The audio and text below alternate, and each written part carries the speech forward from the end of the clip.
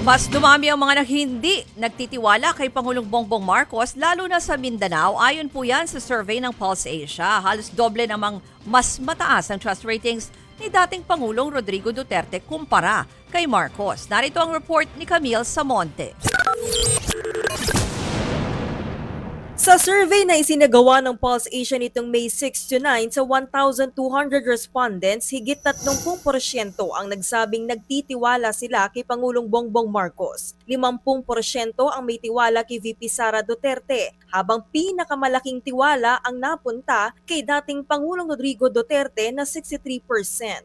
42% naman ang hindi nagtitiwala kay PBBM. Mataas kumpara sa 25% ni VP Sara at 17% ni dating Pangulong Duterte. Nasa 20% nang hindi makapagdesisyon kung may tiwala pa ba sila sa tatlong opisyal. Pero ang pinakakapansin-pansin ay ang pagtaas ng bilang ng mga hindi nagtitiwala kay Pangulong Marcos pagdating sa Mindanao na balwarte ng mga Duterte. 81% ang naitalang distrust rating ng Pangulo. But in March, if you remember, he had a disapproval and distrust that was at the majority.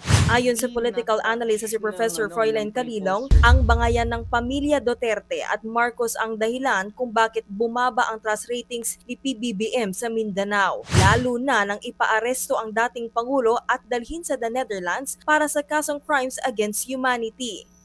Mindanao will always be Duterte power block, whether we like it or not. Talagang hindi sila basta-basta matitinag dito sa Mindanao. Definitely may hirapan talaga, no? Kahit na sinong politiko right now to actually defeat the Dutertes or to put up even a good fight against the Dutertes, especially in Mindanao.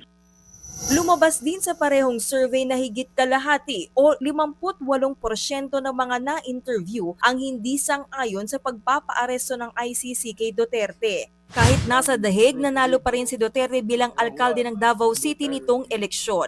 Ipinakikiusap pa ng DILG sa ICC kung pwedeng makanumparo ang dating Pangulo. Camille Samonte, News 5.